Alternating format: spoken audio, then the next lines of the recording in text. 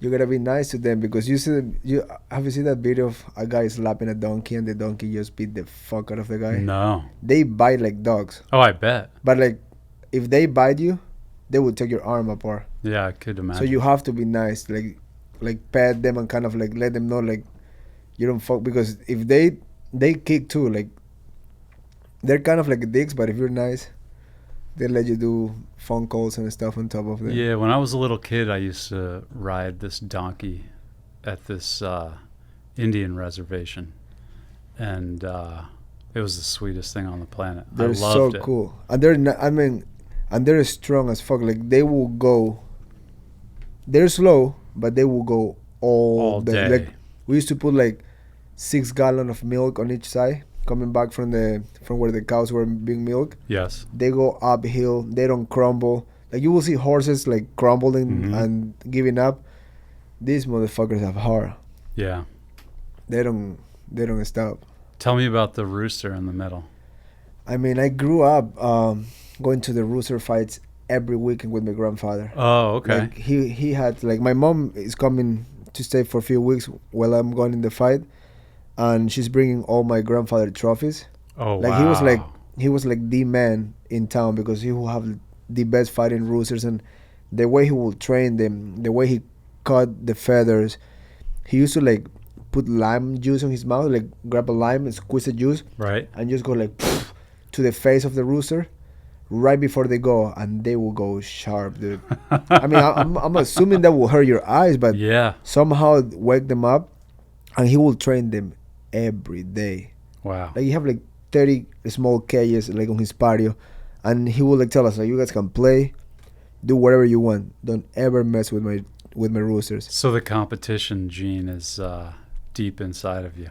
Oh yeah, I mean, even I didn't even know, but growing up, that's not a like child cool environment. I mean, there's a Yeah. bunch of adults gambling, and Yeah. I was like gambling all the time. That I was like, because they put like tape to difference the roosters, so red tape, green tape, and you just tell the person next to you, like, yo, let's go $20 that green wins, Yep. and like on you shake hands, and then whoever wins take double. And sometimes I will walk with like few bucks and leave with like pack of cash. And I moved to the US when I was like to the big city in Ecuador when I was like 10. So this is Right. when I was like 5, 6. That's amazing. So I grew up watching like drunk people fighting over money. I saw my grandfather punching someone because he was like, I won't pay you. And then he would just, I mean, back then there wasn't like, I'm going to call the cops on you. It was just Yeah. like, you don't pay? What? Yeah. Yeah. And I mean, nowadays, I haven't been on one in years, so I don't think I can stomach it anymore. But when I was a Right. kid, it was just normal. It was just natural. Yeah. It was just a normal thing, like being the farm. Like my grandma would like, go to church with your mom. And then my grandpa was like, come on, come on. We pray on the way there. That's great. It was amazing. When he was alive, he was the man. That's awesome. Out of my whole family, I think he would be the guy that would enjoy the most out of my career now. Yeah. Yeah. I would imagine so. He was a fighter himself. How long did he do the fights for? His whole life. Like he would like buy and sell cars Mhm. like as a living, Mhm. and he will make most of his money like, On the rooster. on the rooster fights. That's great. And he will invest a lot. He like back then you see like $400 or $500 at a rooster. That's a lot That's of a money. lot of money. He have a few of those like, and the big ones he only using for reproduction. He wouldn't even make them fight. They were like those are on the Works side. of art. They're eating the best corn. They're Mhm. like vitamins, like drinking still water. Like it was like he would put like few ice cubes because he was like a temperature. Like he would touch it. It was a full science. Like watching my That's old man great. doing that. I love that. It was amazing. That's a great thing to have in front of you when you're growing up, to see that dedication. I mean, if you talk about it, the dedication, the way he trained them, like he would like grab, he would put one, will be tied up. That's the one that was being the sparring partner, and the really really good one, he will grab it and get it close and take Yes. it off, Mhm. so the reflex can go. And he will do that for hours, and he will train 5 at a time, then put them back in the cage. Wow. And the thing with those ones, if you are on the loose, they fight till they die. They don't know how to walk next to each other. Oh, really? Like it's not like they can just walk in the patio and be like normal chickens. Right. If you let two fighters go, they start It's kicking. over. They start just kicking, using the pig to like hurt So they you. all had their own cage. They have like probably like 5x5, and they're But they're all next to each other. literally next to each other. Just checking each other out all day. In there, they don't, because there's like a wall in between each other. So they couldn't don't see even each know. other. They don't know it. But Oh, wow. if you open the cage, they go straight to fight. Wow. And of course, the youngest one, the craziest one, I would sometimes open every cage. And my grandfather used to beat the fuck out of me because it was like a 20 versus 20 type of thing. Oh my God, that's amazing. He would call my dad. He's like, "Don't bring this kid around. He's crazy." That's great. And my dad was like, "Yo, beat him up, dude." Yeah, he would be extremely excited to see what you're doing now, huh? Did he ever get to see you fight? Never. When I made it to UFC, he was already kind of like gone. Man. So, and then he died a few years later. But he would be the guy that would be with a T-shirt just screaming. Oh, he would have been in your corner probably. I mean, my dad been a few times in my corner, so Yeah. I would definitely put him at the beginning a few times. Yeah, that's amazing, man. How was you already shipped all your art pieces to the UK?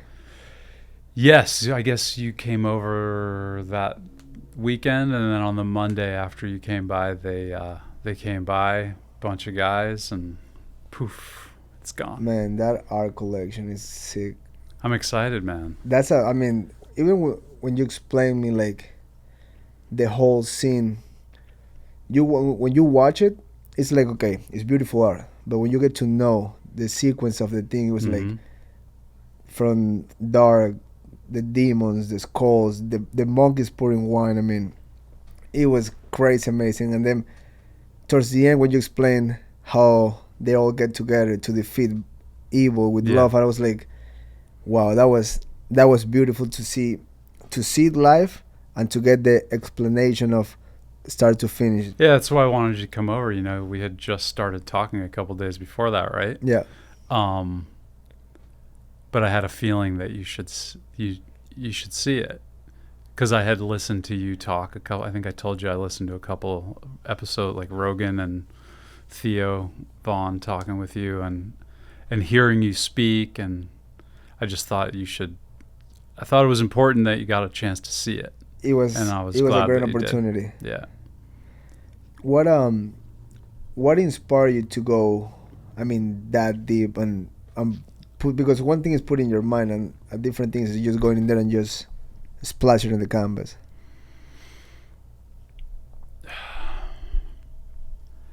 I mean, I've been doing this for a really, really long time. I'm 51 years old now, so I've started doing this with great purpose about when I was probably about 24.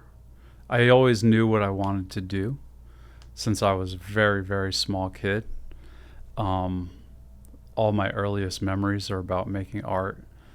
I think it's like a natural progression as to how I got to this place. It was just like I needed to do something.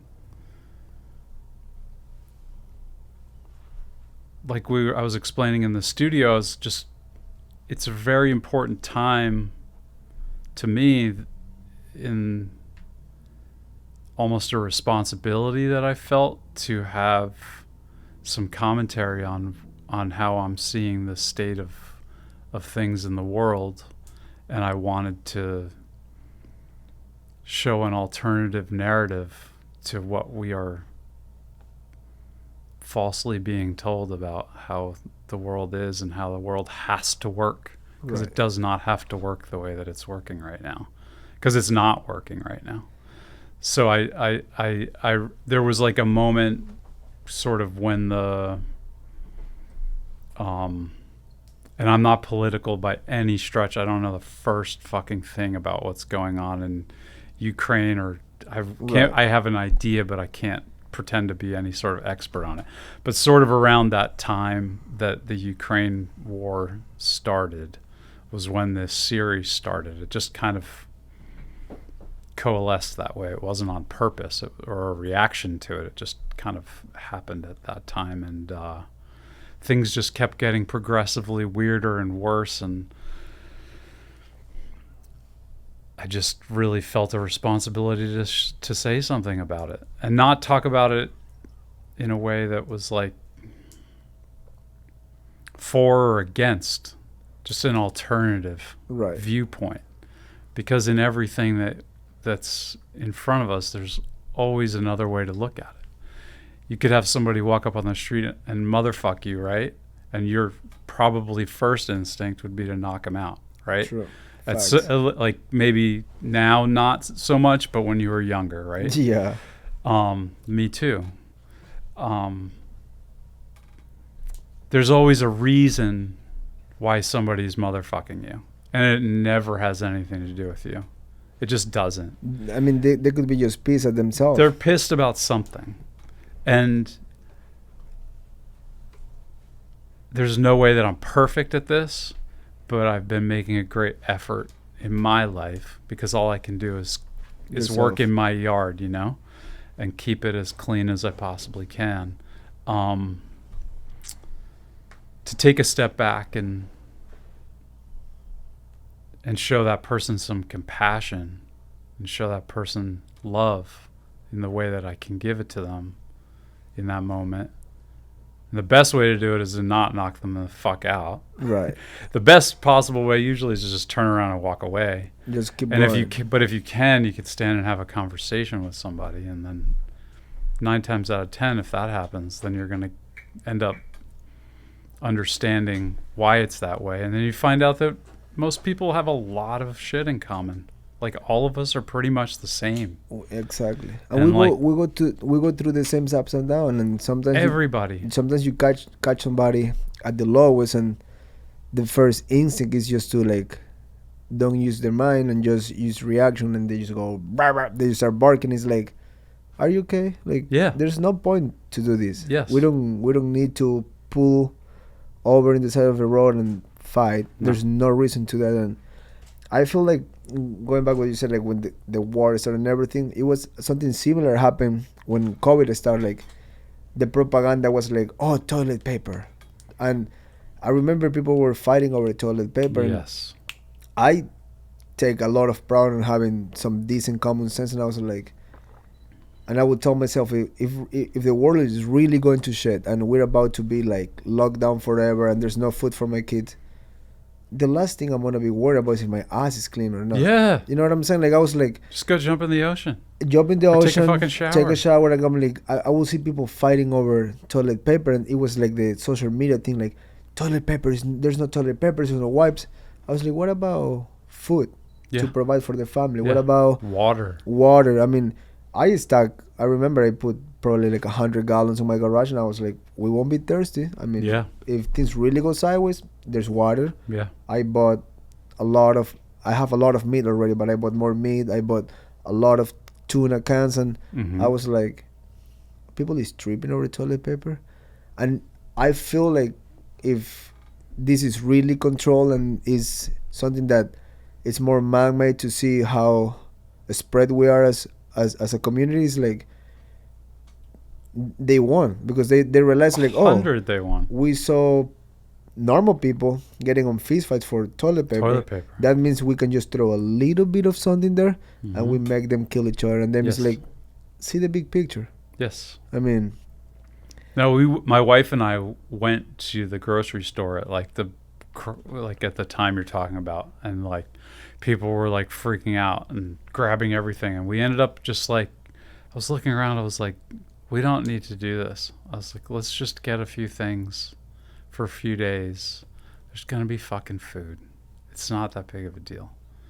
Now, was I afraid of COVID like everybody else at first? Absolutely, no question. They brainwashed us to instant. It was insane how fast everybody thought this was the end. It was like it was wild. Yeah.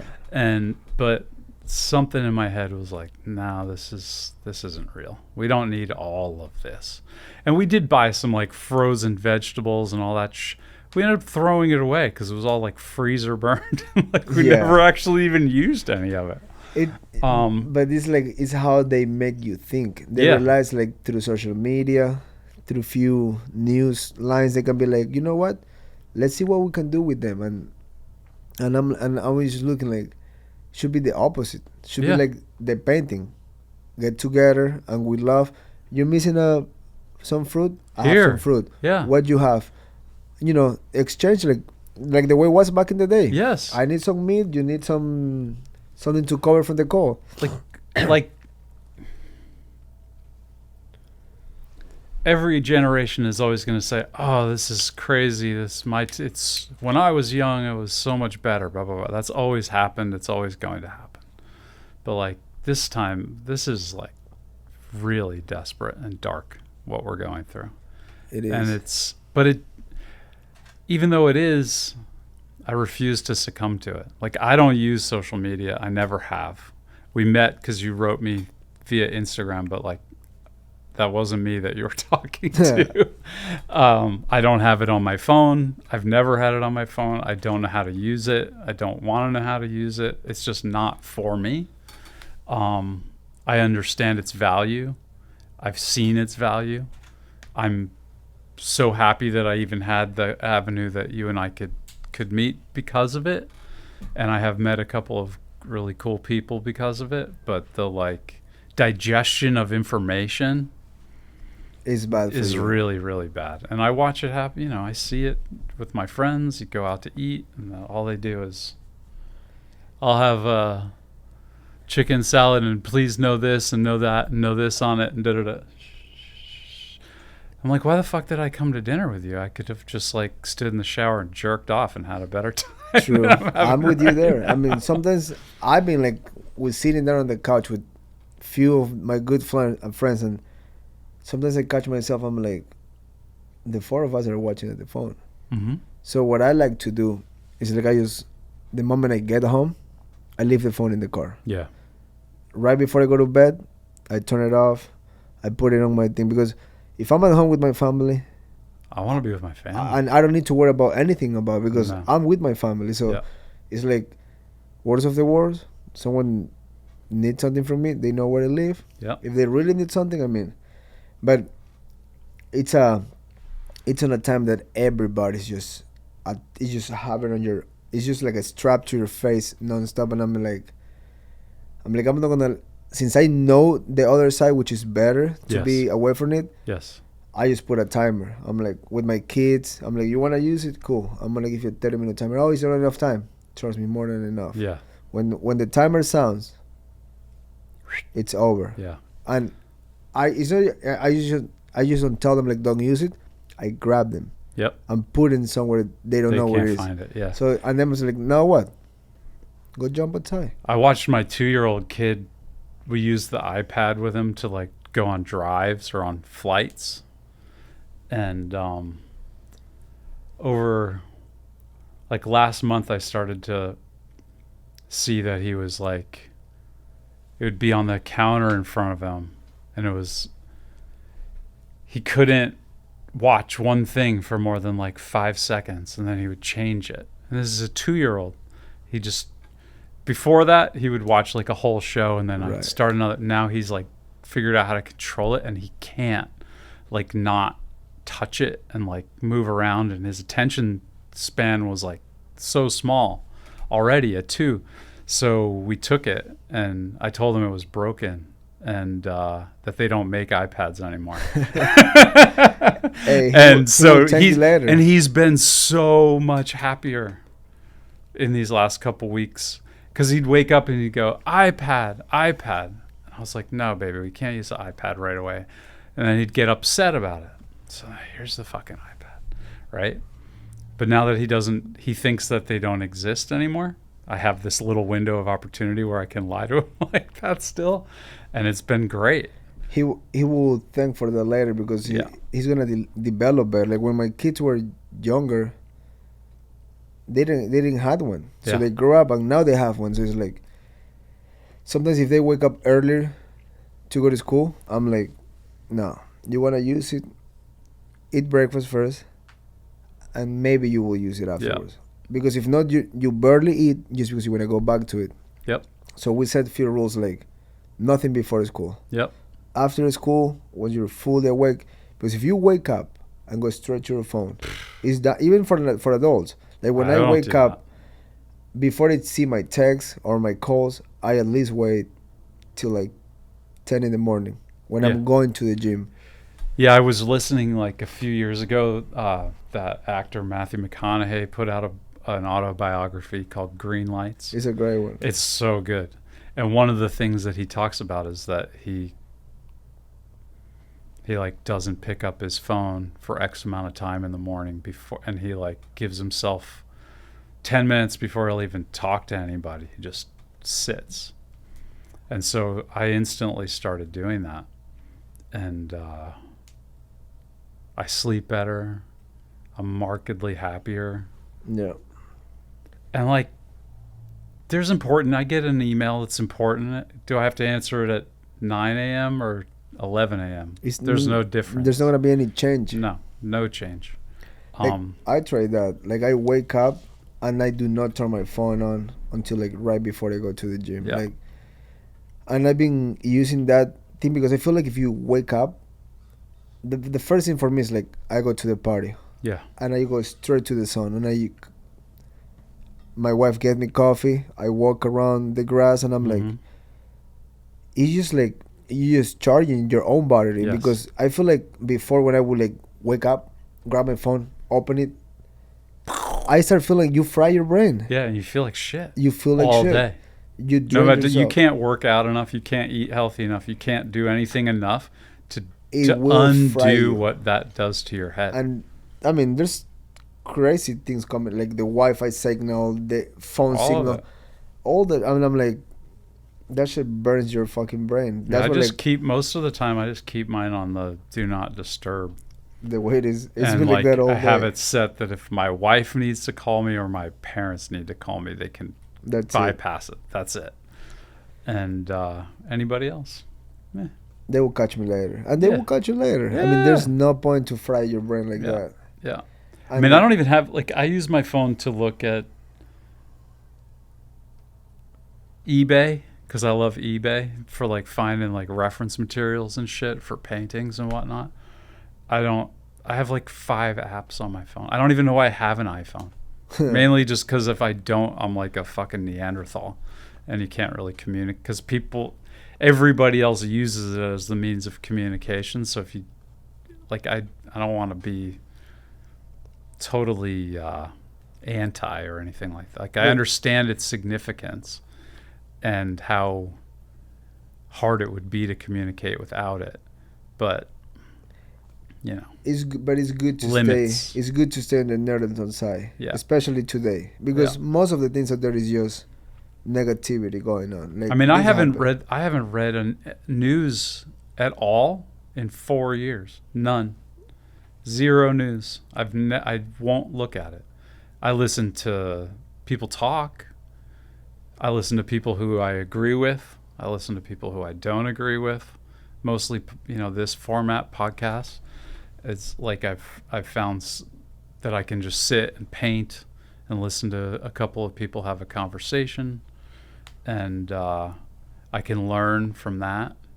But I don't need to know every single detail of what I watched. My dad's like addicted to politics, the political landscape of news, and like leans one direction pretty hard. And he's very sad all the time. You're pissed. He's really like a negative. He's very affected by it, where he's like depressed, actually depressed because of it. But he can't break himself of doing it because he's so entrenched in it. I feel terrible for him. Yeah, it's like I mean, this team, whatever that team says, it's wrong. Yep. We're right. Yep. And that's what, like, when I have friends that are too deep into politics or conspiracy, I'm like, dude, even if what you know is true, let's say you're right. Yes. You won't make a change. No. You won't do nothing. You're just like arguing nonstop online with people that you will never met. Yep. Insulting them. You want to kill them, and guess what? Nothing's gonna be done. Yep. It might as well just be happy and stay away from it. Like, when someone asks me about like politics, or they go like, no comments. Like, Yeah. I can throw a joke. I see a meme. I Yeah. pass it on to the friend. Yeah. But besides that, don't tell me about there's this little place in this city that they're doing X, Y, and Z. What are you gonna do? You're gonna show up with guns and do something? I mean, just protect your family. Yes. Be happy with yourself, and do the most you can with your skills or whatever you do. And probably this is why your art came out so crazy and beautiful, because your brain is in a way healthy. You're like, your ideas will go way better if you're pissed off because of this. If you're like too consumed because of the phone, Yeah. you won't be able to splash those I'm canvases. not like that. really pissed off about anything anymore. I just like- don't care. Yeah. I don't know anything. I don't let anything come at, and I'm not ignorant. It's just I just don't want that. It will I hurt don't you. want it. It will poison you. We're all so incredibly lucky and blessed just to be alive. The chance of it happening is so insane. And I want to really, make the most out of it. And we all should.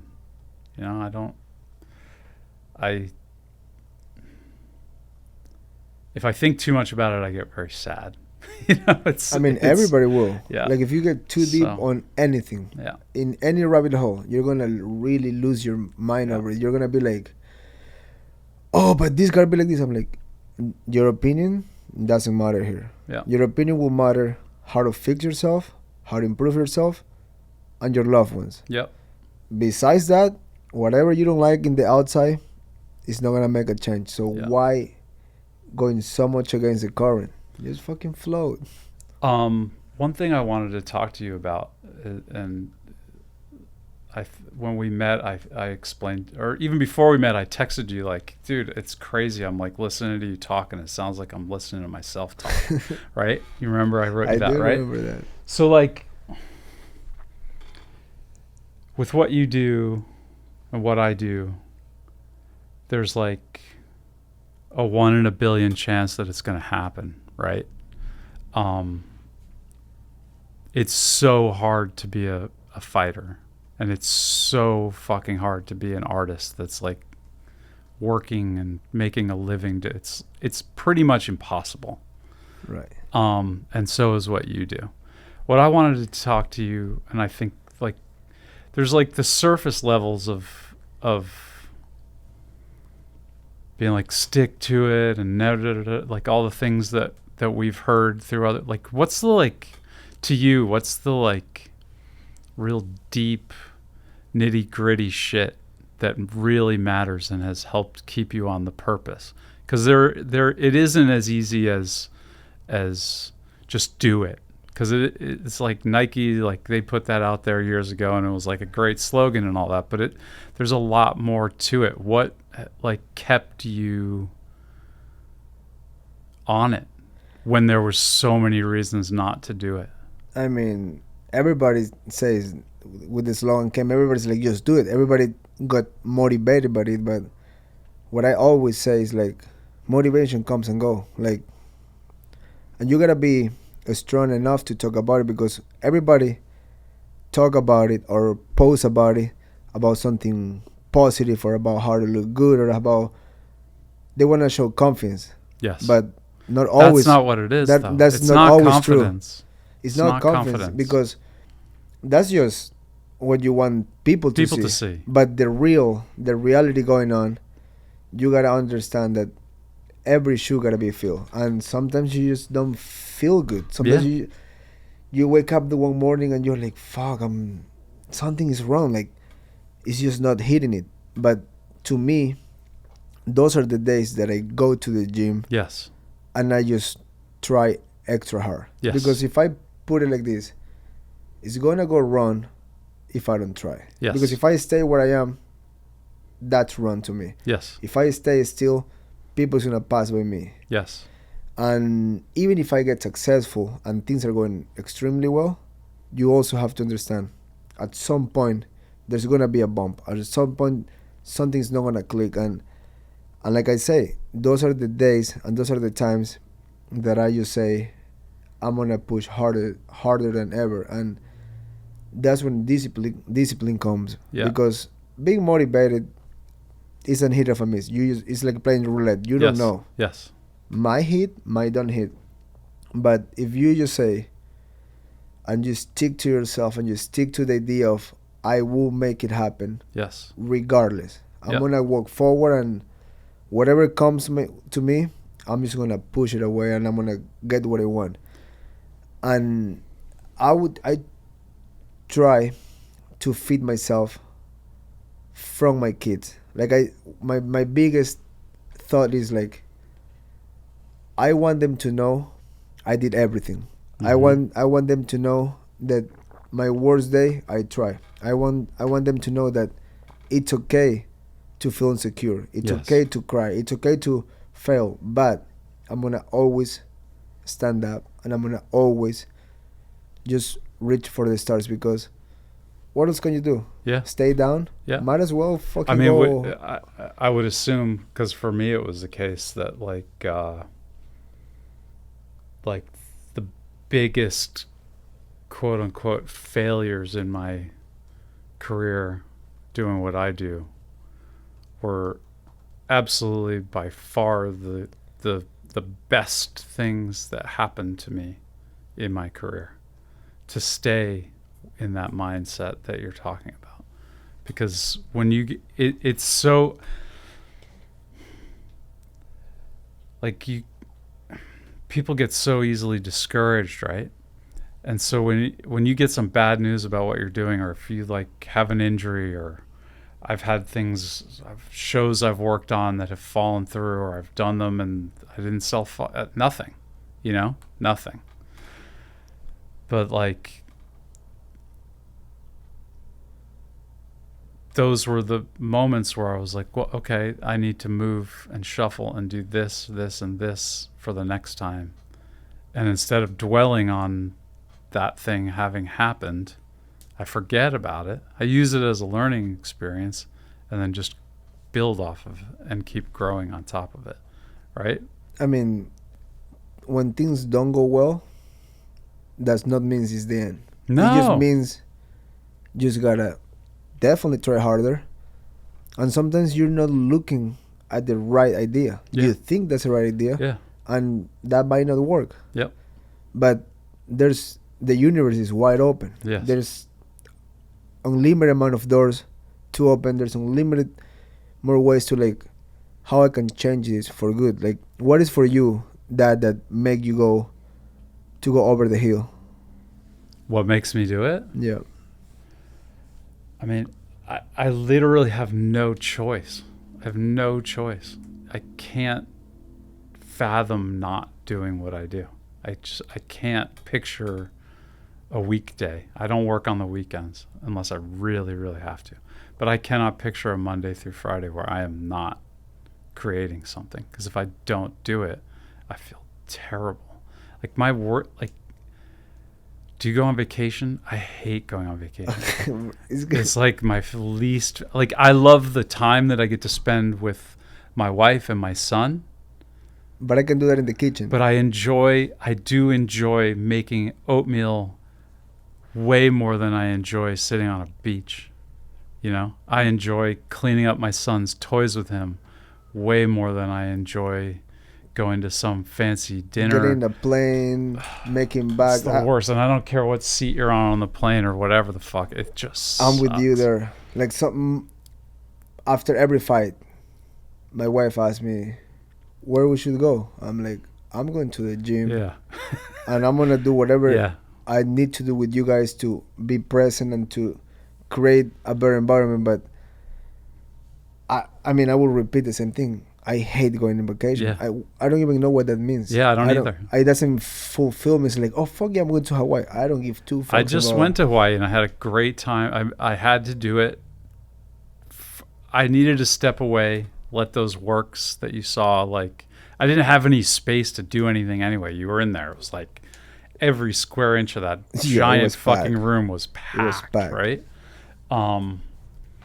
And I went and I had a really good time.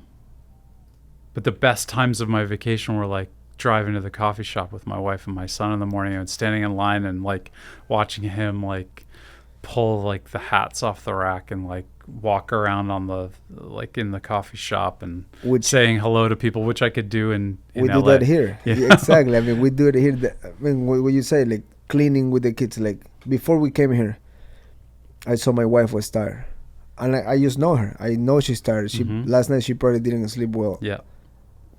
I don't know why she didn't sleep well. I had like 3 hours in between finishing my train, pick up few stuff, and between coming here. And I was like, let me set you up in the hyperbaric. Let me throw you in the hyperbaric chamber. She's like, no, the kids are around. I'm like, I handle the kids. Yeah. I'm gonna lock the garage door. No one can go in. If you need something, you text me. Yep. I have the keys. Yeah. Kids come. Mom, talk to daddy. No, I need to talk to mom. There's nothing that you can tell her right now because she fall asleep. Yep. She passed out in the chamber. Yeah, and good. I know she's recovering. I know she's getting all that oxygen. I know she's going to be sharp after that. So I'm like, for 1 hour, no one can reach mom but me. Yep. I was like, what do you want? You want to eat some fruit? I got you. Yep. Honey, got your blueberries. Go. Yep. Oh, you want to play? Okay, let's go to the party. Yep. And then the kitchen was a mess. And I was thinking to myself, if she gets out of the chamber, like, oh, I'm feeling refreshed. And then she sees that. Since just shed all over the place, I'm like, no good. Warm water, tun tun tun. Yep. Get the table. Yep. She come out, she smiled. I said, yep. I made it today. We're good. Yep. I mean, I wake up at 5 in the morning, went for my cardio, I ran, come back home, ate breakfast with the kids, went to the gym at 10. I was done for the day. Yeah. I already did my work, yep. but sometimes you gotta do a little more to just keep the circle nice and tight. Yeah. Well, I try to wake up. I work kind of later a lot, so I sleep probably another 30 minutes more than my wife does usually in the morning. So I get up at like 7. And from 7 to 11 in the morning, every day, I just hang out with my son, let my wife go take a shower. We cook, we have breakfast, we hang out. And like, I don't do anything except spend time with him. And it's the best part of my day. Every day I do it. And on the weekend. All weekend. No break.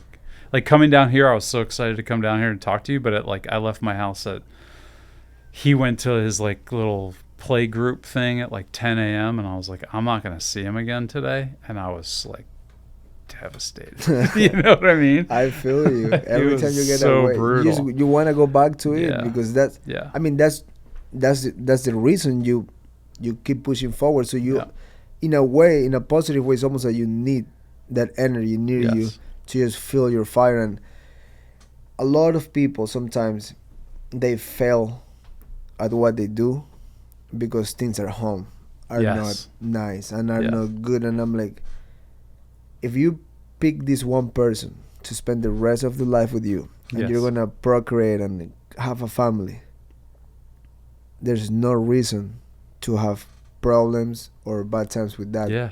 And it's life. There's ups and downs. There's gonna be ups and downs. But like, you do your best that you can, because being good at home, I go to the gym and kick ass.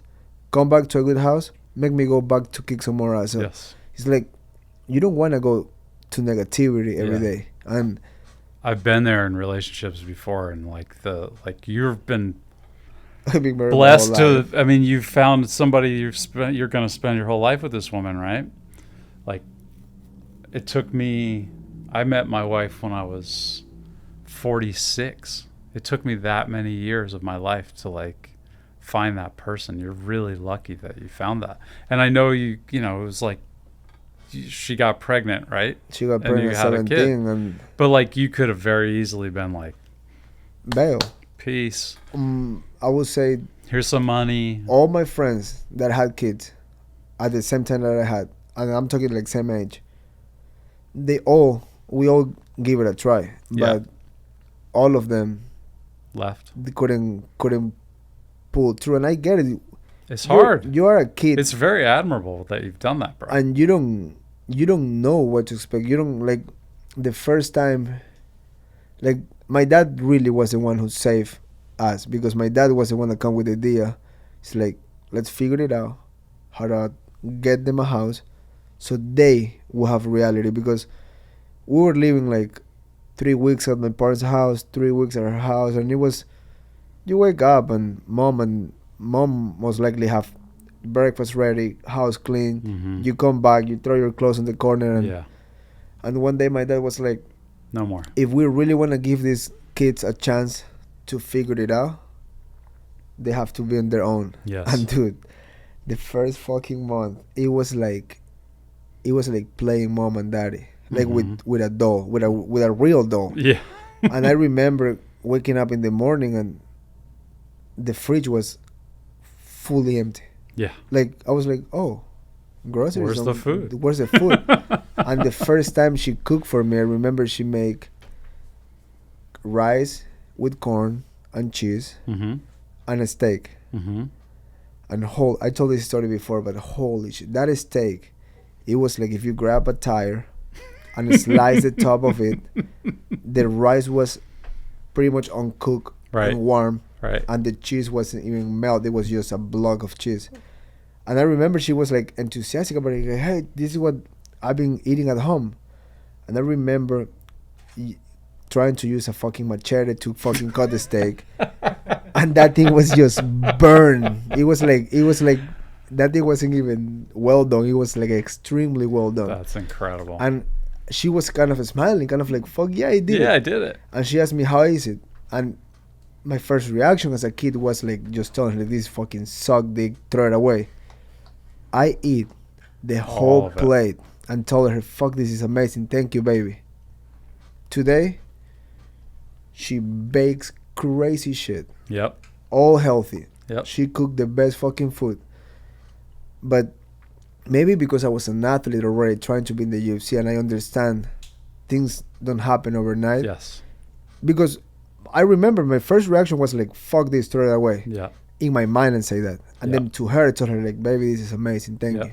Yep. And it's just how you trigger the mind. Yep. With positive stuff, Yep. you can turn it into that. And that's why I'm so grateful for my dad to be the one to be like, send them somewhere. Yes. And I remember it was probably the hardest time of my life, which Yeah. it was actually the easiest one, because our parents were helping to like put everything together. Right. It was up to us just to experience it. And I started seeing one of my friends back on the party season, and he's like, dude, yeah, we broke down, fuck that chick, you come to this party. I'm like, nah, dude, No. I gotta train tomorrow. I need to be in the UFC. And just Did everybody laugh at you? everybody laughed at me. Yeah, same. Like everybody was like, "You're a fucking idiot." Yeah, and they call me a loser. It's like, dude, Yeah. you're a bitch. Yeah. Or your wife don't let you out. It's like, dude, I'm 19. I can literally go and just move out of this house and live with my friend's couch and think I'm doing something fun. Yeah. And just hold strong my grit and be like, no, I need to make it. I need to keep this. And it was so hard. But today, looking back, I'm like, I say thank God for that strength, because if I wouldn't keep it the way I keep it, I wouldn't be here right now. No, definitely not. I would be a loser right now back home, Yeah. thinking I could have done. Yep. And that's the one thing that Oh, also yeah. keep me going. Yeah. I don't want to never say I could do that better. I'd rather say I did that better. And Yeah, I worked around a lot of guys when I was like in my mid-20s. Like I worked in galleries and museums installing the exhibitions of like, luckily a lot of the times with like art that I was really into, and I got to like hold it and see it in a really unique way, you know. And a lot of the guys that did that job were like a little bit older. I was in my 20s, they were in their 30s, 40s. And they all were like kind of failed artists who There's had settled peace. to, and they were angry. And I was just like, thank you for this opportunity, God, to see how possible it is to do what I want to do, because all I have to do is just not think like these guys think yeah, and not do what they're doing. Like, I always, like, go back to what I was talking about. Like the most negative things that come at me have always been the greatest learning experiences for me, and they continue to be. You know, I'll make a painting. I've made, I don't know how many paintings I've made that, like, I paint the whole thing, I'm like having the best time, and then I get to the end of it, I'm like, that's a piece of shit, and then I just paint over it and start over again. Like, it's the best. There's nothing feels better than painting over it. Like, And it's an incredible, and just starting over. But having the willingness to do that, that's the hard thing. Because most people, other artists will be done and they hate it and they will walk away. They'll just... They're like, nah. But that also will... I did all this work. Like, who gives a shit? It's not about the work's the fun part. The end is kind of like... If you win a fight, it probably doesn't really even feel like very much, right? It's got to feel good, but like... I mean, you feel the euphoria, but... Yeah. Because it's a fight, but when the fight's over, it's just like... Yeah, but the Tuesday, like, in a random week of just being in the gym and doing the hard work is probably a hell of a lot more gratifying. It feels good. It feels good to know I'm doing the thing. It feels good to be like, I leave the gym and be like, I was getting tired doing this one exercise or hitting the bag, and when I start feeling my energy going away, is when I tell myself, go for 20 seconds crazy. Yeah. Take a break. Go crazy again, and then just like expand the window of like being able to take a little more, because in the fight you're gonna be like, because it's mental, you'll be like, oh fuck, I'm so tired, and then you go, I've been here 100 times, I'm tired, but I'm not gonna have a heart attack. Like the same mindset I apply when I'm running long distance, when I'm doing a sprint, when I'm like grappling with somebody and I'm in a bad position. It's so easy to just accept it and be like, yeah, it's okay, I'm gonna lose this run. But when it's just that small switch that you gotta find in your brain, and it's like, okay, this is a fucked up position. If I get out of here now, I will get out of there. Yep. Or when I'm climbing the hill and it's getting really hard, I can walk. I know I can walk. Yeah. But then I go, if I give up now, I give up there. Yeah. And it's the same when you paint something. You go like, I don't like it, and you go like, you know what? Let's make it plain again. Yeah. And probably that. It's the best. And that's a satisfaction that you have to find that sweet spot of like being comfort in the discomfort and be like, okay, how I can do that. And it takes discipline. When I was younger, it was hard to paint over it, or I'd try to like hold on to this little part or that little part. Like, I really like that, but the rest of it I don't. And then I just slowly got better at like being like, no, fuck that part. If I hold that part, the rest of the painting's never going to come together, so I just got to get rid of it. I mean, what you saw in my spot, that was 96 canvases that I made in 14 months, which... It's kind of like a long time. If you It's not a long time. To do it, I've never done this. 14 months, I made 96 paintings that were that, like...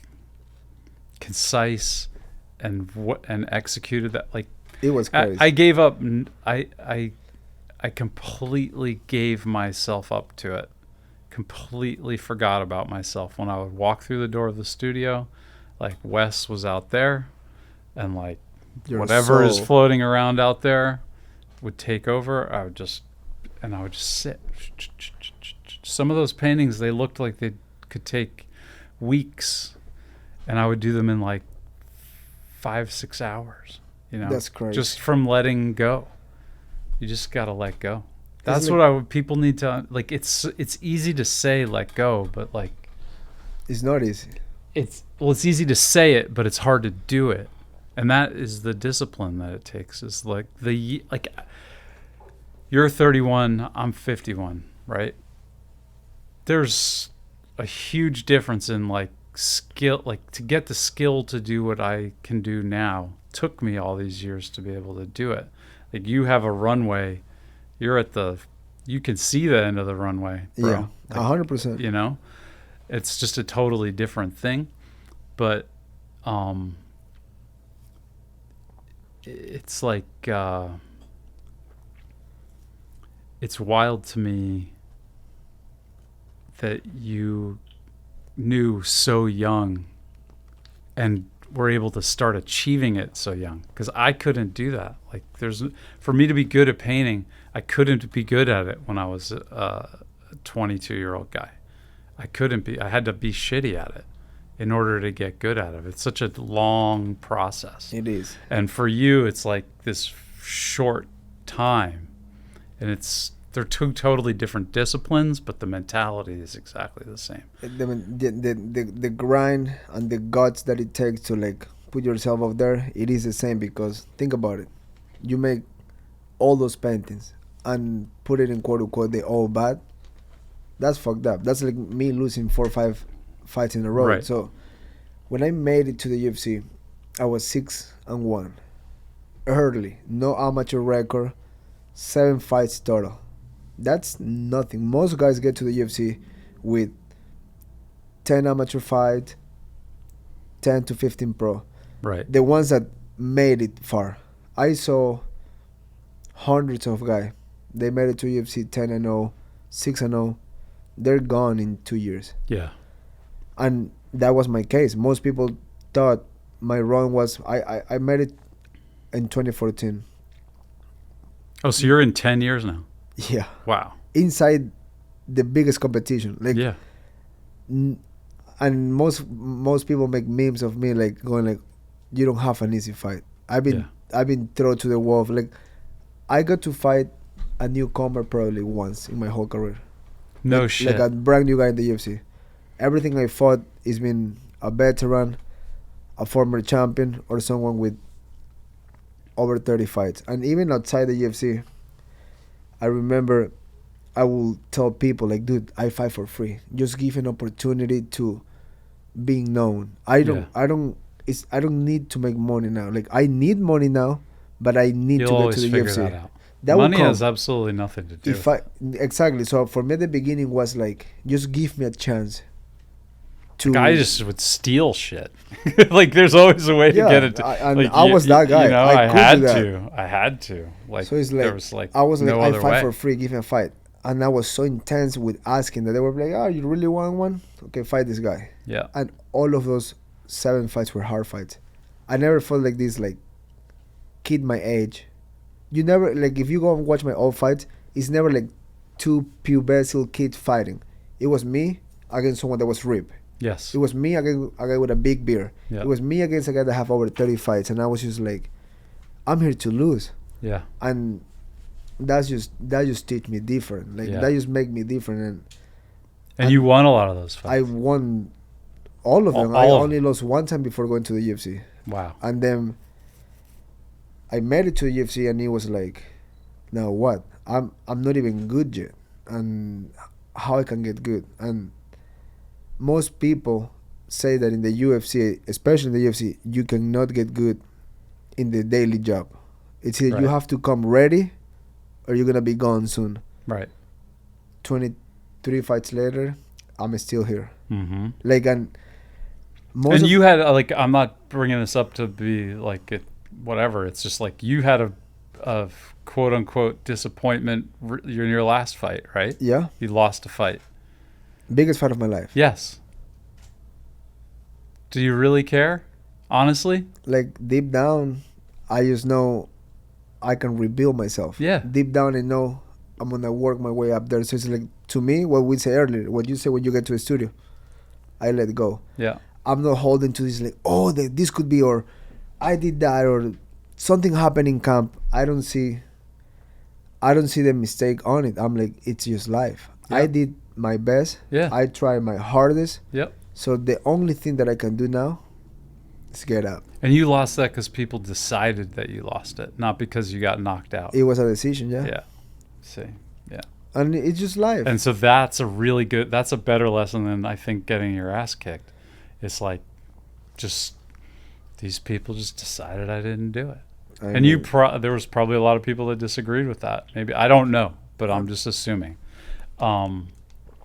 And the fact that you're not defeated by that is the things that people need to, that's what I want people to understand. Like, that's the shit people need to hear, of like how you weren't defeated by it. You know, that's what's going to get the one fucking little kid that may possibly hear us talking about this shit right now How you handle motivated to keep going, you know, because most people when they fight like that, it's a hard title fight and it didn't win the way they wanted to, they almost don't come back the same. I'm like refreshed. I feel like I've met you at a time where you're probably the best version of yourself you've ever been. Am I wrong? Yeah, 100%, because that loss just make me go in a way deeper state of mind, like how I can be better. Hey, don't take this the wrong way. I'm actually No. kind of glad you lost because I think you've got this whole new perspective gained from that fight, and like despite all that I heard you talk about it. I think where it was just like all the people that were there from your country, and they were banging the drums, and there was just so much excitement around it being about you, and like it didn't go the way that you wanted it to, but like here we are in like a month from fucking today, right? To get in another one. You're getting in another one. And I'm excited. I'm enthusiastic about it. I'm like, I'm happy. I'm fighting again. When they call me, you want to fight in Abu Dhabi? Most fighters are like, no, traveling, time change. I don't find the food I like. I want like, fuck yeah. That's a way different demographic for me. They promote those cars more. And the way I think, I'm like, I go in there and put this guy to another dimension. Yeah. What's going to happen? Yeah. I'm number 4 in the world. I'm fighting for the title again. And it's just when I just know something, because I see it on my heart, on my soul, that other people can see. It's like, yeah, people see the fight. Yeah, he didn't want it. We knew it. I know. I know where I'm going. I know what I'm saying. And it's like the way I work, when you just keep going, even like sometimes I close my eyes when I'm meditating and I'm like, everything is dark. Yes. And I go, no thoughts, and I'm just like walking in this tunnel. And I'm like, there's no light, but if you're not hitting a wall, keep on fucking going, because you're gonna get there. Yeah. It will take days, it will take months, years. It will take years, but eventually you get to your goal. Like, I have a feeling from getting to know you that like this chapter of what you're doing in your life, the UFC chapter of Chito's life, is probably, it might be,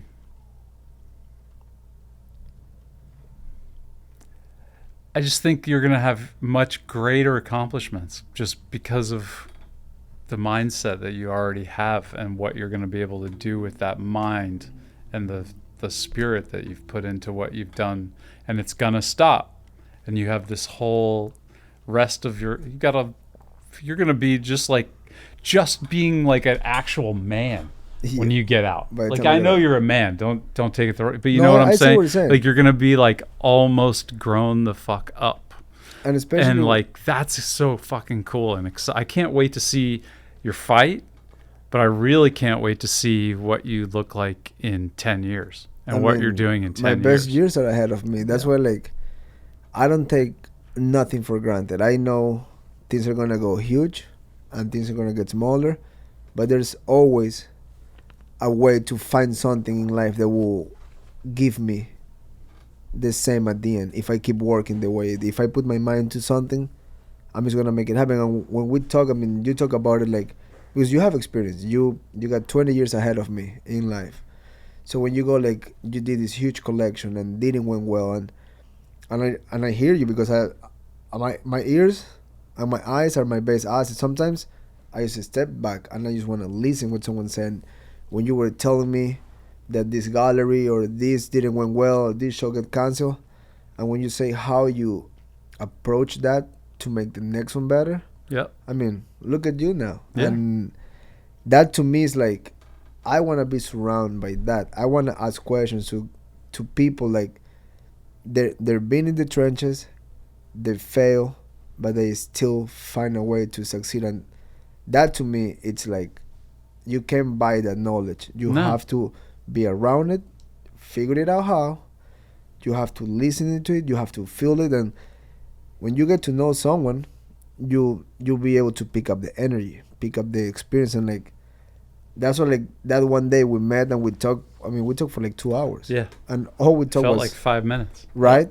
All we talked was like life. Yeah. How you do it. Yep. How you get up. Yep. How it been so far, and that to me is really what keep me always looking to just meet extraordinary people. I Yeah. mean, when I was in that studio, I was just like, holy fuck. I mean, that's just amazing. And Yeah. to me, I was appreciate like, it, but no. it is like I won't disagree with you. It is pretty fucking unreal. I'm blown away by it, Yeah, right. and I fucking did it. And that's not me. Like that's not my ego. It's just like it's a testament to like staying on it. You know what I mean? Like I made everything you saw in there. Every single last fucking thing I made it. Nobody touched it but me. And like that's just a small percentage of what I've made in my life. What you saw in there. Because that like, was just one like, show. Yeah, and then like some other shit that was hanging around that was like I've kept over the years. But like for every one that I kept over the years, there was 10 or 20 more from that group that is out in the universe. And like, you know, I finished that show. I went away for this trip to Maui with my family, and I came home and it was like, you know, like No, what? most guys would be like, no, I'm gonna just chill, bro. Fuck chilling. Like I'm painted, like I'm almost done. I told you I had a project to do. Like I'm almost done with it. Oh, really? Yeah, that was 2 fucking weeks ago we met. I'm so in the fucking zone that like I can't wait to finish this one because I'm just gonna, and I don't know what's next. I have no shows lined up after this one that I have coming. But I you have know you're doing and something. I'm just gonna work, like for the sake of work. What is this new one looks like?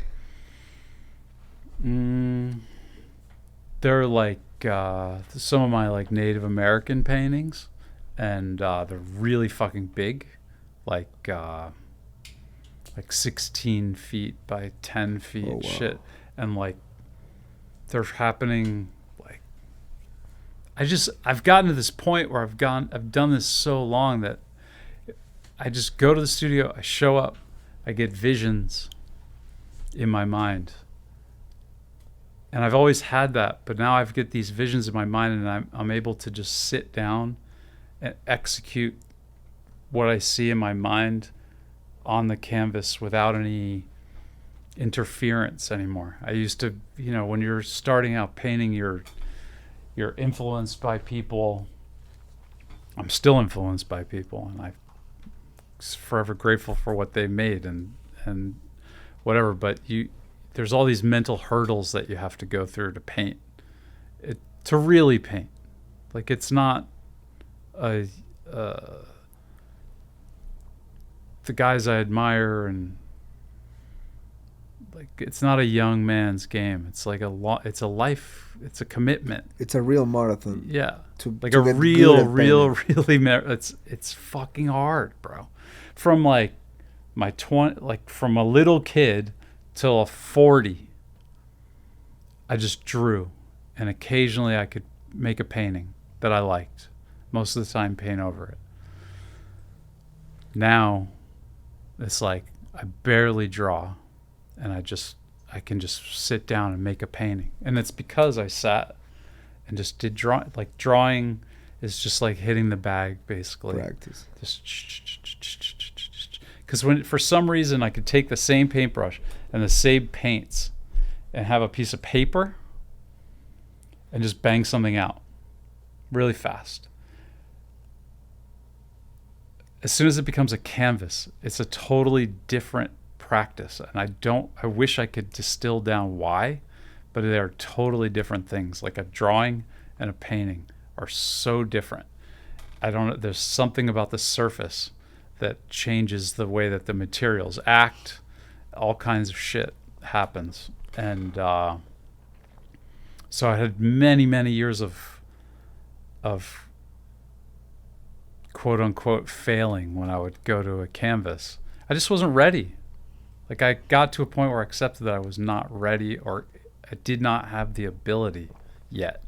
So I just stayed on doing things that I knew how to do. And I just got my hand and my mind to slowly be in unison with each other. You know? That's what that practice is. It's like the fucking sushi guys that'll spend 20 years only allowed to make rice. You know what I mean? It's Like true. before they're even allowed to look at a fish. You know? It's the same thing. It's that discipline. It's over time becomes greater and greater and greater. Like, Yeah. what were the biggest challenges for you? Like from when you start like being just in a piece of paper to like put it in a huge canvas, because I can imagine that in the paper you have a controlled environment to paint. Yes. But when you go in a huge, when I see those big paintings, I'm like, that thing is just like, it's like a print. Like, it's almost impossible to paint that good on something that big. Well, the difference is that when I was younger, I looked at them like they were impossible, and now I just look at them like they're some new friends that I get to spend some time with, and I'll have a nice hang with them, hopefully a pretty short hang, and then they're gone, and it's just like it's just the switch, but it's not you're not born with that switch. A couple people have been, but most are not. You Like have to really find it. great painters are not great painters until they're older, men and women. You know, it's like there's exceptions to that rule, but not many, not many. You've, I've just like all the years of it being hard were not really that hard. They probably looked hard. Like I'm sure my parents didn't like watching me go through being poor and struggling, and I never felt poor, and I never felt like I was struggling. I just felt like I was doing what I was supposed to be doing, because I never had a choice otherwise. I could paint a house. I could maybe like wrench on cars a bit. Like those are my only other fucking Right. options, you But know. you stick to And your I'm fine with it. I passion. love to paint a house, you know. I still like if a room in my house needs paint, I can do it. I like to do it. But you stick to your passion. You stick to like something that most people won't be able to see where you were going, and you were like, I'm gonna make this great. I'm gonna figure it out how to explode it and just stick to it, because sometimes it's hard to stick to it one thing and then you want to try this something else and then you want to try there. But I mean, you have to be honest with yourself, and you have to like be like, you know where you're going, Yeah. even if it's you're far from it. Yeah. If you keep on going, eventually. And I don't even really I don't see an end, you know. There isn't like a goal I have. Like you have a goal to be a world champion, and I totally understand that. There isn't a world champion painter. That doesn't exist. It's just individual. You know, you're just fighting yourself. I'm just fighting myself. That's the only fight I have, and I just try to get better and better and better at being friends with myself instead of being an enemy of myself. That's really hard. You know, that's really hard. That's success right there. I mean, that's how you are able to do what you do. You know, there's like a few tools I have in my life. Like I brought this book that has been a part of my life and millions of other people's lives. But my mom gave me this book when I was a really little kid, and I wanted to bring you a copy of it because it's been a really big key to how I've been able to. If you like flip to the pages that are like the brown paper, you'll see like the drawings and the text. Like my mom saw that and gave it to me when I was a little kid, and she just knew I needed this book, and she was right. And it's like kind of served as like a Bible for me, and like I said, many other people. The guy that wrote that book the book is called Be Here Now, and it's by a guy named Ram Dass. And I want to read it. You know, it's like, and you don't have to read it all at once. You just pick, like, a great way to practice, like, to put that book into practice is just pick it up and read one of those a day. And, like, then the next day read the next one. Next day read the next one. Next day read the next one. And when you finish it, just start it at the beginning again. I'm gonna go through it. Like, I think it would help. It's a testament to the mindset that you and I are talking about. And it's been really helpful to help me stay in that mindset, because you can get to levels of it, but we're not perfect. You're not fucking perfect. No You have ways. your days where you fucking hate what you're doing. You hate how you're fighting. Everything you're doing is wrong, but you keep going at it, right? It's like, I mean, right here it says there is a task to do. You are the task. yeah. I mean, that Yeah. alone is just Yeah. money right there. Yeah. So I thought Thank you you should so have a much. copy of that. I appreciate that. It's really helpful, and, like, you know, if anybody that may possibly hear this should get themselves that book. Like, I buy it in bulk, like boxes of this book, and I just give it to people that I think, like, should have it, you know. I appreciate I think that. everybody should have it, but I can tell when certain people are in the right mindset to accept it. And I know you're in the right mindset to accept it. I'm gonna go through it. I mean, thank you so much. Yeah, it's my pleasure. It's an important piece of work right there. I had the really great opportunity of going. This guy was like, you know, I think I was like 7 or something when my mom gave me that book, and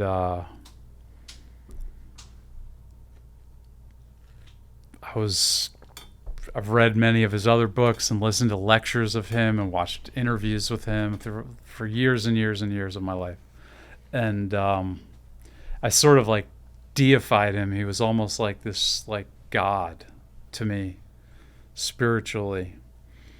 And I had the opportunity in 2018 to go with my friend Will Welsh, who runs GQ magazine, to interview him for the magazine. And he was very old, had had a stroke, was in this, like, decrepit body. He can't do anything for himself. And to have him, this guy who's so enlightened, like, talk, he has his, like, origin story. You have your origin story, I have mine, and that's what he was used to talking about when he would be interviewed. So he kind of started there.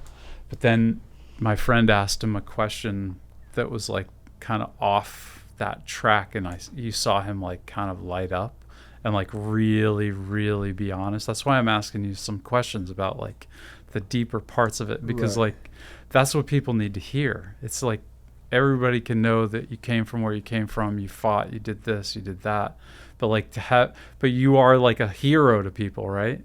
You are. In Ecuador, yeah. Yeah. And, like, they need to know that you're not, like, Superman. I'm a human. You're a fucking guy, just like they are, just like I am, And I do just talk- like they are. Like, we all are. Like, and I do talk about it because a lot of people think you can do anything, or you can get away with anything, or you can just pull it off. And sometimes it's just like, most people, just when they only see you on TV, or they only see you in these big platforms, it's like, I'm just like you. Yeah. I mean, it just happened. I just happened to be here. I mean, Yeah. it could be, you could be in my position. I Yes. could be in your position, Yes. but there's a reason I'm here. Yep. I just dig a little deeper Yep. and refuse to accept what it was. And but that doesn't make me any different. No. I still go through all the feelings that you feel.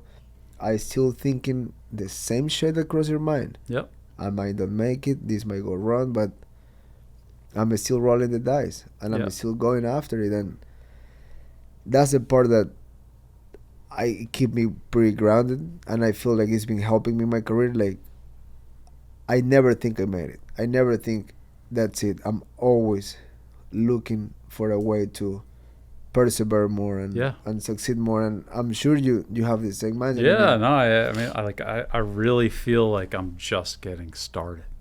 It's Like a I good really, feeling. truly feel that way. And like, I've had a long career already. I've like done really well for myself doing what I do. And like, some people seem to give a shit about it, you know? Right. And I'm really lucky but like, that's all nice.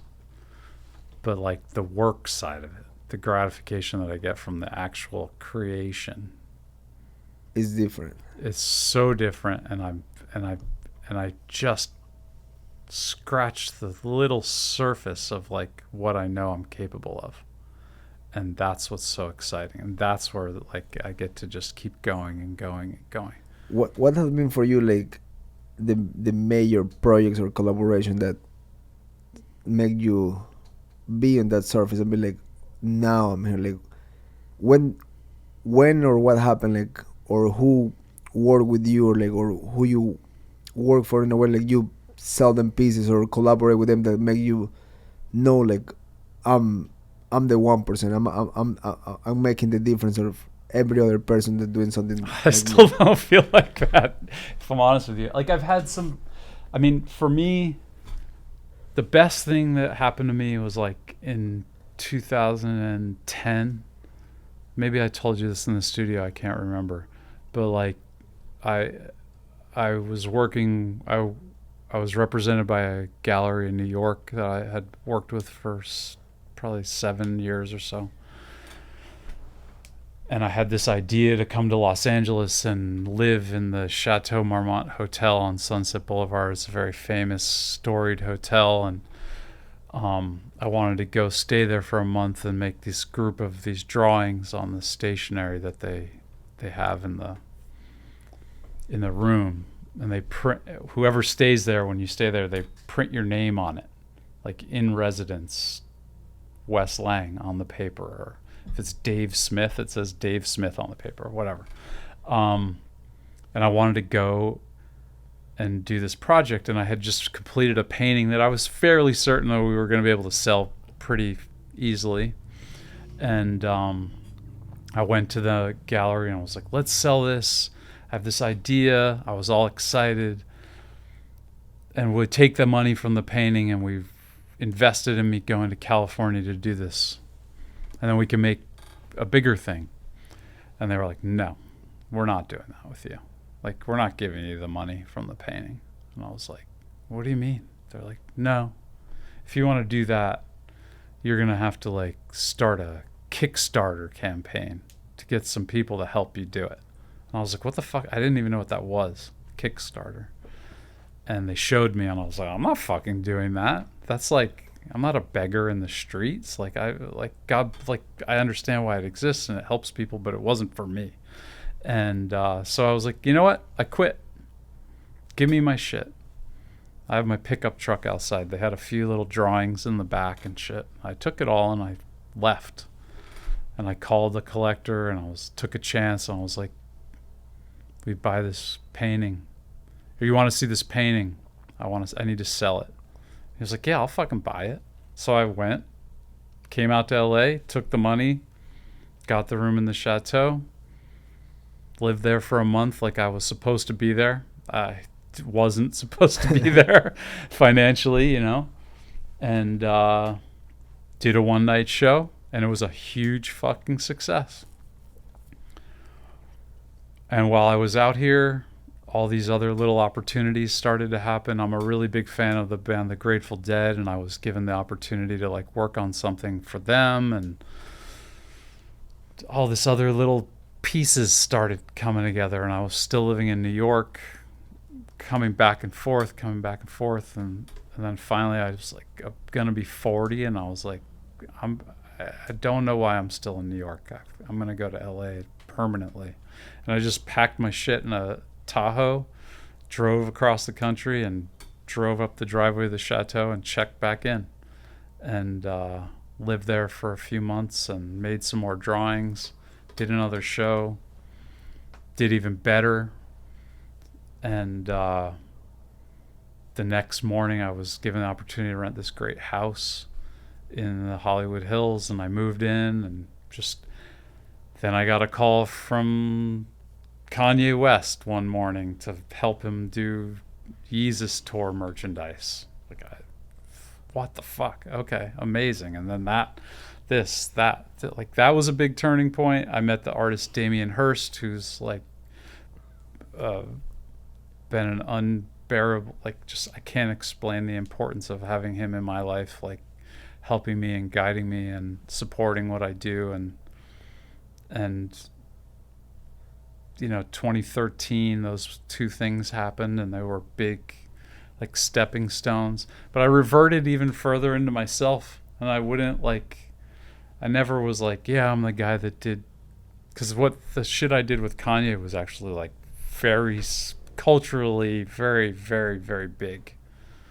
And I pretended like it didn't happen. I just keep pretending like these things don't mean anything, because they really don't. They're not that meaningful. Like, who really gives a shit? I made some t-shirts, but for some reason people gave a shit. Exploded, you know. I don't rest on those things, But there's steps. There are steps. The more important things are like guys I meet that are like, just young kids that like save $4,000 to like buy a little drawing off of me, and it's like the greatest achievement of their life for them.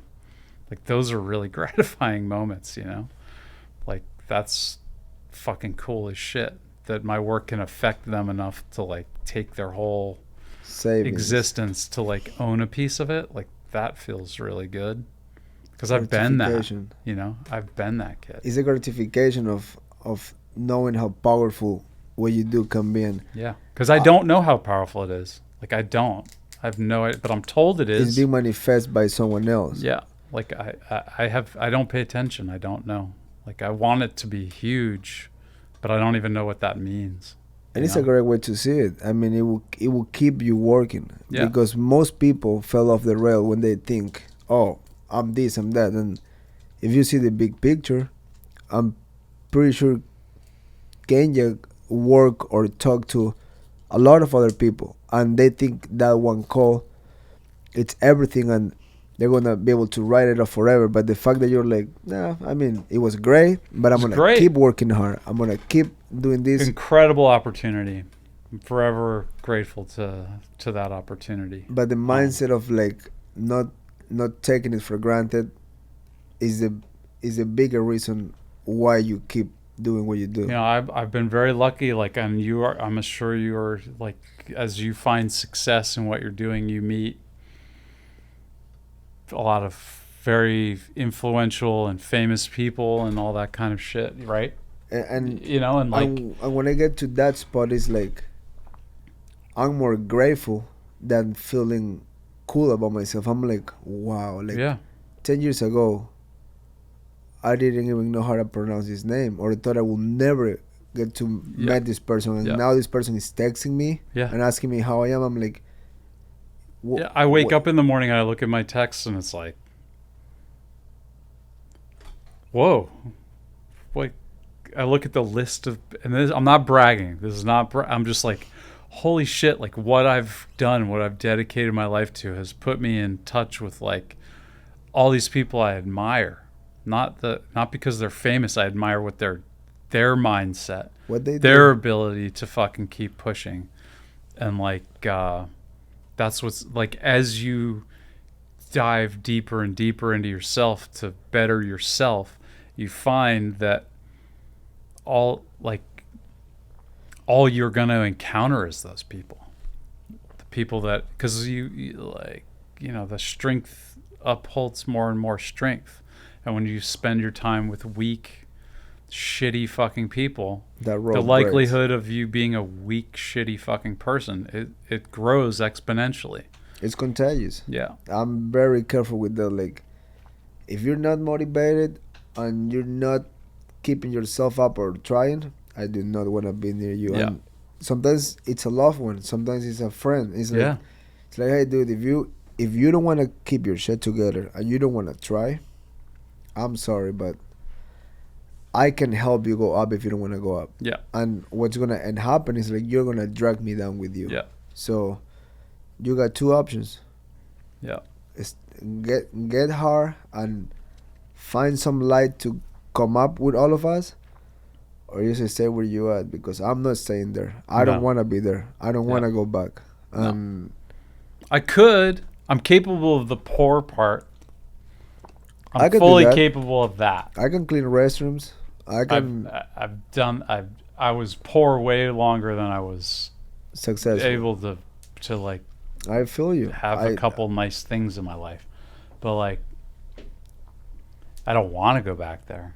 There's no I don't reason. think I will, but if I do, You're okay with I'm it. okay. I can handle it. I'm okay if like on my way home today I fucking die in a car crash, and I'm not saying like I've like come so. I'm so okay with me and the life that I've been able to create for myself that if this is the last day I have with it, I'm happy You're as in a fucking peace. pig in shit. Like I'm so lucky. The only reason I want to stay up is because of my kids. Yeah, and I want, me too. I want them I don't to be want happy. it. I don't want what I just said No, to but happen, no, obviously. But I like, understand what you're saying. I'm at peace with it. I know it would hurt my wife and family and all that shit. Like No, I'm not wishing it, but it's like I I'm cool with my life today. Is like I get to come sit with you and do this. Before this, I got down here. I left LA and I got down here like 40 minutes early, and I was like gonna just sit in your parking lot and like answer a couple of calls I had. And I saw a van store in the strip mall up the road here, and I just was like, went in, got myself a fresh pair of kicks. Socks were 30% off, so I racked a bunch of fresh Why socks. not? I was like, that's living right there, bro. I feel you, bro. Like it's like life's good, Yeah. and there's only one way to keep it good, and that's just keep doing your thing and keep getting up. So when you got this fight, you don't know what the next fight is because it all depends on what happens with this Everything depends on what happens next fight. at this level.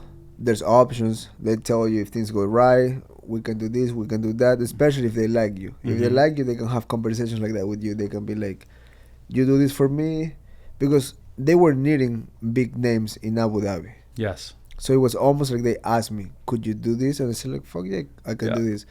And like every other company, if you play the game right, they're gonna answer the phone when you need something. So it's like, it's a big fight. It's a former champion. It's a no-brainer. Yeah. So for me, it was like, let me call my coach. Let's see, we are all in the same group, and then I call him. It's like, dude, you're looking great. Can ask you to work harder. Like I have to actually ask you to stop training. Stop training so hard because it makes me happy. Like but also at this level you can't stay peaking, because at some point you will hit. You're gonna get flat. You're gonna hit like there's too much is too much. So once we figured out this fight, we went every 2 weeks. We go a little more, and then take a step back, relax, chill for a few days. Okay, now these last 3 weeks, we push hard. But I'm already in shape. I can fight. When we're done here, I can go to the cage and fight. I'm healthy. I'm sharp. So it's like, but like how you maintain this. Yeah. And you can only maintain it by not going over the falls. You have to go hard, but you gotta pull back. Yes. And that's something that you also get with experience. Yes. For my last fight was my title fight. I was going crazy. I was like doing everything, and then I realized it's better to be maybe a little under than over the cliff. And I mean, you just experience. You take the good, you dispatch the bad, and you're like, okay, now I'm gonna do it again. Yeah. And there's only one way to find out, and that is when they lock the cage. Yeah. So on August 3rd at midnight, I'll let you know. It's how it goes. So exciting, bro. I'm pumped. So is it midnight there? I don't know what time I'm fighting. Look it up. But like, hey, let's promote this fight, man. You guys need some eyes on it. I'm just kidding. I think main card. I think we're fighting normal time there. Because when they fight the UK, they go opposite time so people can watch it here normal.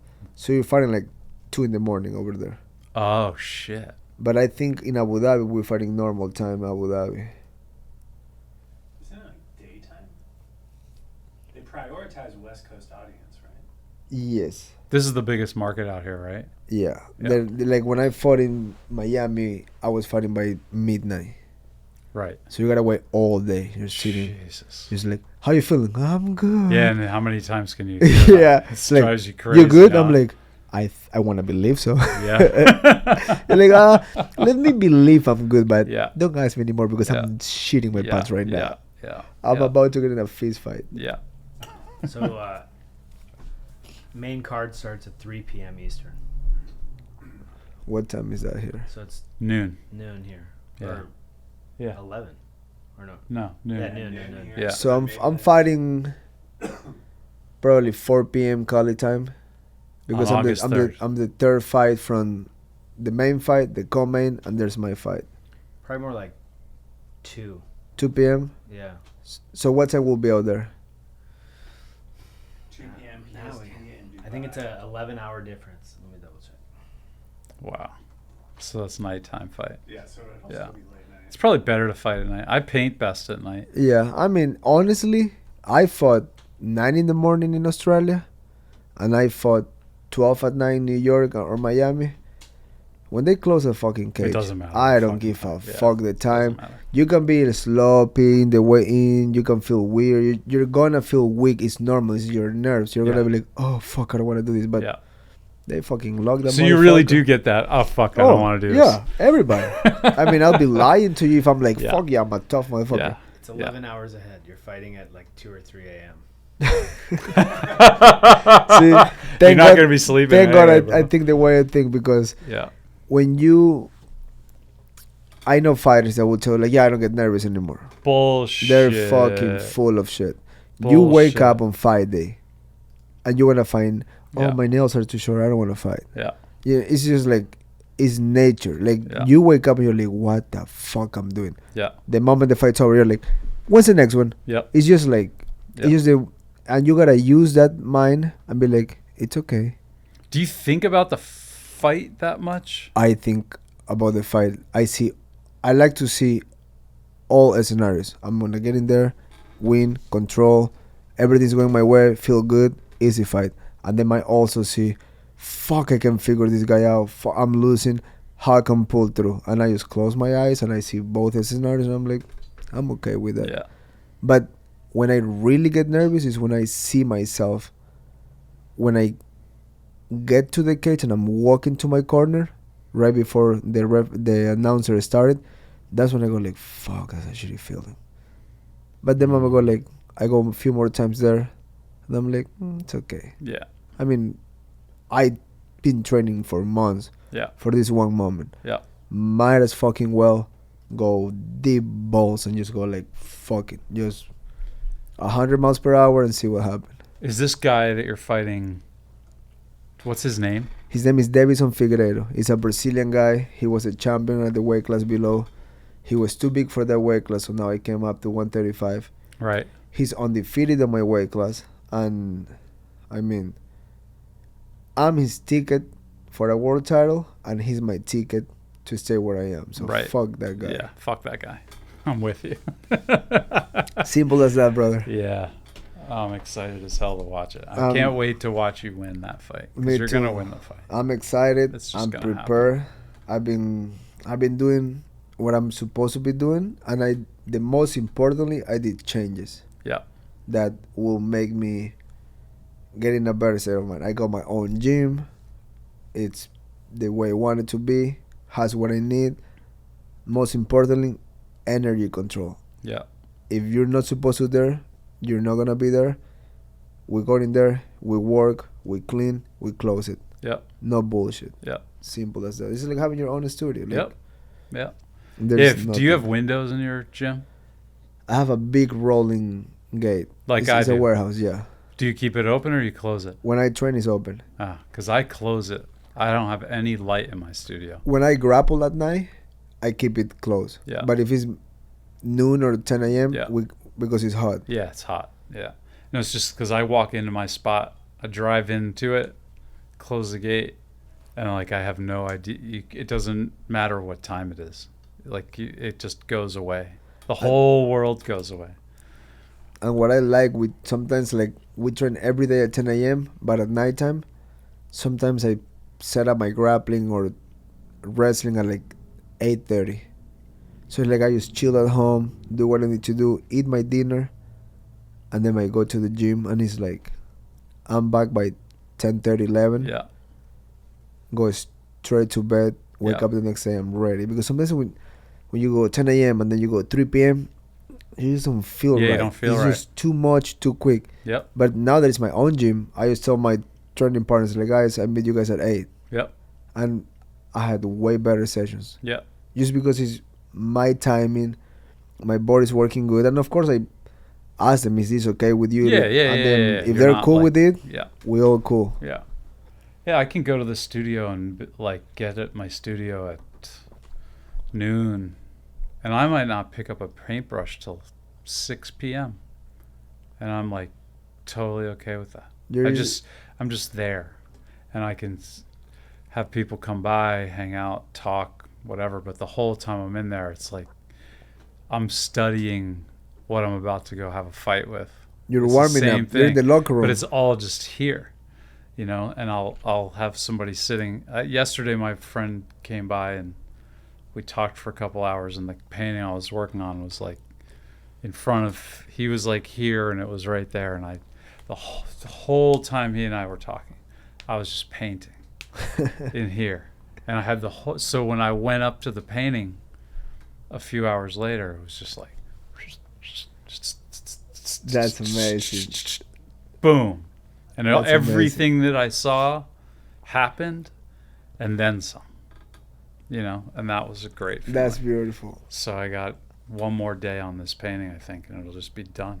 And if, like you said, it to 99% of people, and me being part of that 99% of people for most of my life, I would see this thing and be like, fuck, that's impossible. And now it's just like, I cannot wait. It's just gone. I cannot wait to get it. It's Get just at it. when you know, you know. Yeah. I mean, and that's something that your guts know. Like, when you Yeah. know, you know. Yeah. And that's a good part about practicing that much, because you just make it way easier than what it is. It's just you got to get good at it. And the only way is practice. Yep. Reps over the time. Yep. Reps and reps. I think we're good. I appreciate you, brother. Thank you, brother. Thanks for coming by. Really Really enjoyed means myself. a lot. Yep.